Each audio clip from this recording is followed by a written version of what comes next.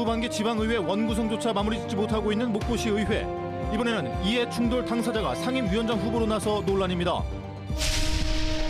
국민의힘이 새 지도부 선출을 위한 전당대회를 앞두고 호남에서 첫 지역 합동 연설을 열었습니다. 미묘한 신경전도 벌였습니다. 각종 위험이 확인된 목포의 노후 아파트. 지자체 점검에서는 양호 상태인 B등급을 받은 것으로 드러났습니다. 전문가들은 붕괴 위험까지 우려했습니다. 도시재생 선도사업 10년을 진단하는 기획보도 모건동 로그. 독일 라이프치히시의 빈집 문제 해결 사례를 살펴봤습니다. 여러분 안녕하십니까? 목포 MBC 뉴스데스크입니다. 전남에서 유일하게 후반기 지방의회 원구성조차 못한 곳, 바로 목포시 의회입니다. 민주당 내부 갈등, 음주운전 파문 등을 겪은 탓인데 또 다른 논란이 불가피합니다. 민주당이 후속 상임위원장으로 선정해 후보로 내세운 인물이 이해충돌 문제에서 자유롭지 않기 때문입니다. 서희령 기자입니다. 현재 후반기 목포시의회가 위원장을 선출하지 못한 상임위는 관광경제위원회. 민주당 단독 후보로 박효상 의원이 관광경제위원장에 도전했다가 음주운전 파문 속에 부결됐습니다. 이후 민주당 소속 목포시 의원들은 박수경 목포시 의원을 관광경제위원장 후보로 내기로 결정했습니다. 의원들 자체적으로 저희들한테 끝나고 결론 준 게 관광경제위원장은 박수경 의원으로 한 명으로 해가지고 시의회에 등록하기로 했다. 관광경제위원회의 소관 목포시청 핵심 부서는 관광문화교육국, 목포시립국악원 등 문화예술단체의 운영을 직접 관리 감독하는 부서입니다. 그런데 목포시립국악원은 박수경 의원이 28년간 원감을 지내고 지난 2015년부터는 박 의원의 딸이 교수로 재직하고 있어 이해충돌 논란이 불가피한 상황. 딸의 소속단체를 관장하는 부서에 사업과 예산을 심사하는 상임위원회를 엄마가 이끌게 되는 불편한 상황이 연출되는 겁니다. 박 의원은 행안부 질의 등을 통해 이해충돌에 해당하지 않는다는 해석을 받았다고 밝히고 있습니다. 본인 제가 모든 직책을 다 내려놓은 지가 좀 2년 이상이 넘은 상황이고요. 제가 이제 예술 분야의 활동을 일체 하지 않는 상황이기 때문에. 하지만 지난 2022년 목포시립국악원 원감 선임 과정에서 목포시의회 민주당 의원들이 무더기 자료 요구 등을 통해 목포시를 압박해 뒷말이 낳기도 했고 당시 MBC 보도 이후 목포민주당이 엄중 경고를 하기도 했습니다. 모두 국악계를 다 떠났다고 말씀하시지만 현재까지도 현존하는 모든 전국 대회에 대회장의 수장으로서 가면서 심사를 맡고 있고 그러면 거기로 인한 이제 압박이 있죠. 지방의회 행동강령에는 본인과 직계존속 등 이해관계인자에 해당되는 사항을 심의 의결할 때에 회피해야 한다고 명시돼 있습니다. 사정이 이런데도 민주당은 논란이 있는 자리에 박 의원을 단독 후보로 올린 겁니다. 요거 관련해서는 위원회에서 회의나 이런 것들이 안건으로 왔을 때 충분히 협의해가지고 배제돼야 한다고 충분히 설명을 드렸습니다. 음주운전 혐의자에 이어 이해충돌 당사자가 상임위원장에 도전하는 상황. 모두 민주당 소속이라는 교집합이 눈에 띄지만 민주당 목포시 지역위원회는 목포시 의원들의 결정일 뿐이라며 애써 거리를 두고 있습니다. MBC 뉴스 서희령입니다. 국민의힘이 새 지도부 선출을 위한 전당대회를 앞두고 광주에서 첫 지역 합동 연설회를 열었습니다. 각 후보들은 호남 당원과 민심을 잡기 위한 정책 발표와 함께 신경전을 벌이며 자신이 당대표 적임자임을 강조했습니다. 송정근 기자입니다. 국민의힘 새 지도부 선출을 위한 합동 연설회가 열린 광주 김대중 컨벤션 센터. 연설회 시작 전부터 각 후보들을 연호하는 지지자들로 분위기가 뜨겁게 달아올랐습니다. 당대표 후보 가운데 약체로 꼽히고 있는 윤상현 후보는 꼴찌의 기적을 이뤄내겠다며 합동 연설회에 문을 열었습니다. 윤 후보는 지난 총선 비례대표의 호남 출신 후보들이 당선권에 포함되지 않은 점을 거론하며 거짓을 일삼았던 당과 기득권에게 벌을 내려달라고 강조했습니다. 그러면서 광주에 국민의힘 제2당사를 설치하겠다고 말했습니다. 당원동지 여러분, 장중앙을 폭발시켜 주십시오. 철준상현부터 폭발시켜 주십시오. 우리 당의 썩은 기득권 폭발시켜 주십시오. 김건희 여사 문자무시 논란으로 공격을 받고 있는 한동훈 후보는 축제의 장이어야 할 전당대회에서 당 위기 극복과 무관한 인신공격과 비방으로 내부 총질을 하고 있다고 지적했습니다. 또 호남 보수복원을 강조하며 호남에 청년 정치학교를 만들고 호남의 산업을 챙기겠다고 약속했습니다. 여러분, 혹시 우리 지금 분열하고 있지 않습니까? 축제의 장이어야 할 전당대회에서 인신공격과 비방으로 내부 총질하고 있지 않습니까? 나경원 후보는 대한민국 헌정질서를 파괴하고 붕괴하는 더불어민주당 이재명 대표를 퇴출시키겠다며 당원에게 구애의 신호를 보냈습니다. 또 한동훈 후보와 원희룡 후보 모두를 견제했는데 사사건건 충돌하는 당대표와 눈치 보는 당대표는 안 된다며 자신은 대통령에게 지지와 함께 쓴소리도 거침없이 하겠다고 강조했습니다. 윤석열 정부 성공시켜야 됩니다. 여러분, 맨날 사사건건 충돌하는 당대표, 또 눈치 보고 끌려가는 당대표로는 안 됩니다. 지방꼴이 되겠습니까? 마지막 주자로 나선 원희룡 후보는 당과 대통령 모두 위기라며 전면 재시공의 변화를 이야기했습니다. 지금 필요한 당대표는 오랜 경험과 대통령과의 소통으로 민생을 살리는 능력이 필요하다면서 한동훈 후보를 에둘러 비판했습니다. 아직 팀의 정체성을 익히지 못하고 팀의 화합을 이끌어내지 못하는 사람에게 당대표를 맡겨서 실험을 하기에는 우리의 상황이 너무 위험합니다. 당무 개입이다, 해당 행위다를 놓고 후보자들이 충돌하고 있는 김건희 여사 문자무시 논란과 관련해서는 네 후보자 모두 직접적인 언급을 회피했습니다. 광주에서 첫 합동 연설회를 시작한 국민의힘은 부산과 대구, 천안, 서울에서 권역별 합동 연설회를 차례로 개최할 예정입니다.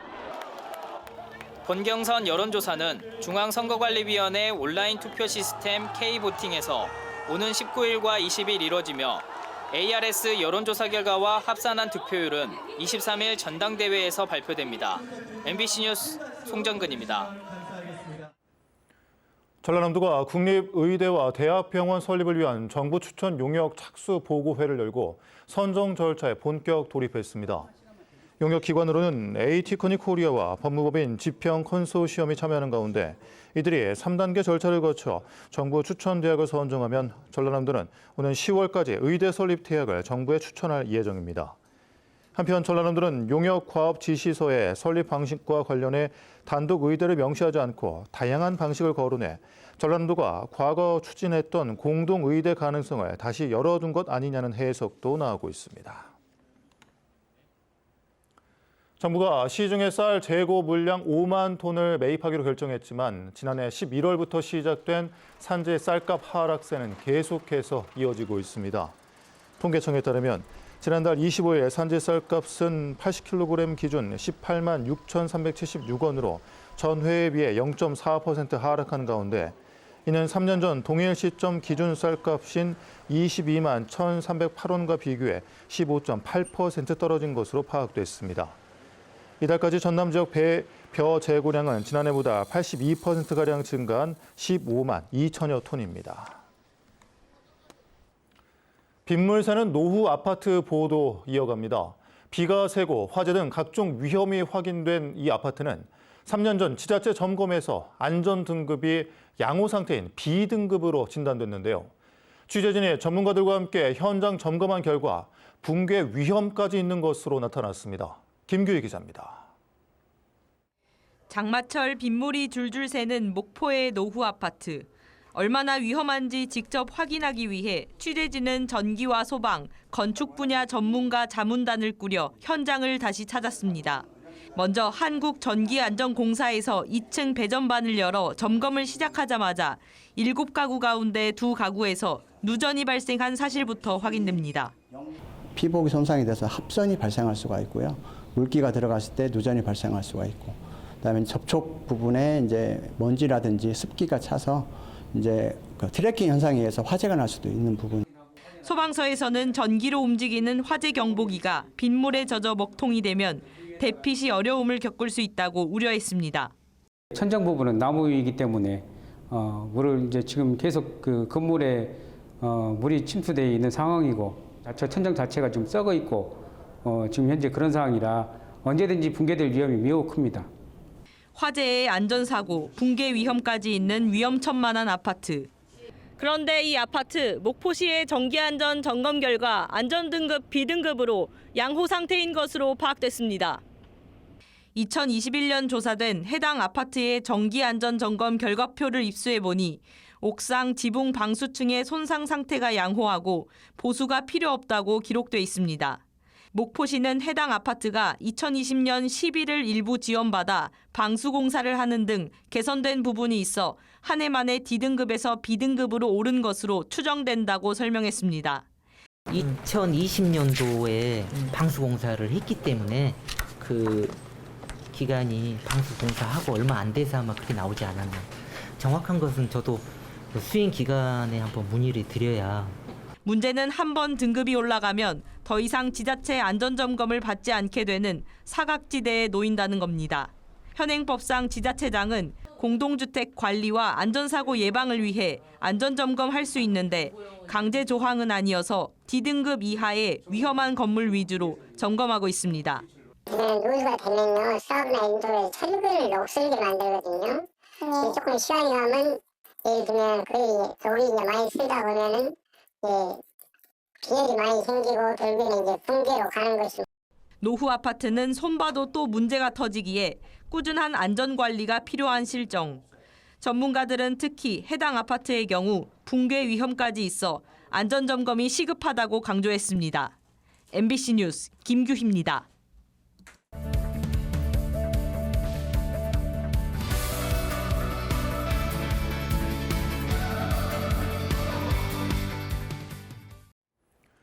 도시의 성쇠는 우리나라만의 문제는 아닙니다. 앞서 경험한 국가에서는 다양한 대책들을 내놓으며 도시 재생에 힘을 쏟고 있습니다. 도시재생 선도 사업 10년을 진단하는 목포 MBC 기획보도 모건동 로그. 오늘은 독일 라이프치히시의 빈집 문제 해결과 도시재생 사례를 허연주 앵커가 취재했습니다. 지난 2020년 황희찬 선수의 축구팀 입단과 함께 국내에 더 알려진 도시. 옛 동독에 위치한 독일 라이프치히는 1930년대 70만 명을 넘어섰던 인구가 2000년 들어 50만 명 이하로 감소했습니다. 시 주택의 20%인 6만 호에 이를 만큼 빈집은 도시의 골칫거리가 됐습니다. 산업 유출, 인구 유출, 그로 인해서 도시 쇠퇴, 빈집 발생 등 그러한 부분들이 상당히 사회적인 문제로 이슈가 되었고 라이프치히가 그런 문제가 가장 크게 나타났었습니다. 시민단체 하우스할텐을 중심으로 공공의 보조금 지원이 아닌 공간을 활용하는 방식의 빈집 재생 사업을 시작했고 성과를 거뒀습니다. 초기엔 희망자를 받아 빈집을 5년 기한으로 무상에 가까운 저렴한 사용료로 제공하다가 소유자 동의하에 사용기간 제한 없이 빈집을 활용하는 방식으로 발전시켰습니다.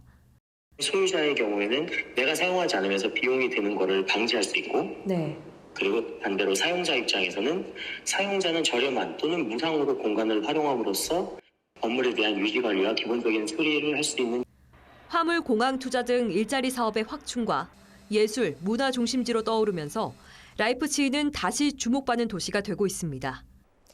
도시재생 사업을 진행했지만 공동화 현상이 계속되고 있는 모건동. 공동체 전체가 나서 해법을 모색한 독일 라이프치히 사례는 시사하는 바가 적지 않습니다. 아직 인구 감소에 대해서 절박감이 없으시다는 거예요, 시민들이. 정말 절박감 느끼면은 이미 준비 좀 해야 돼요.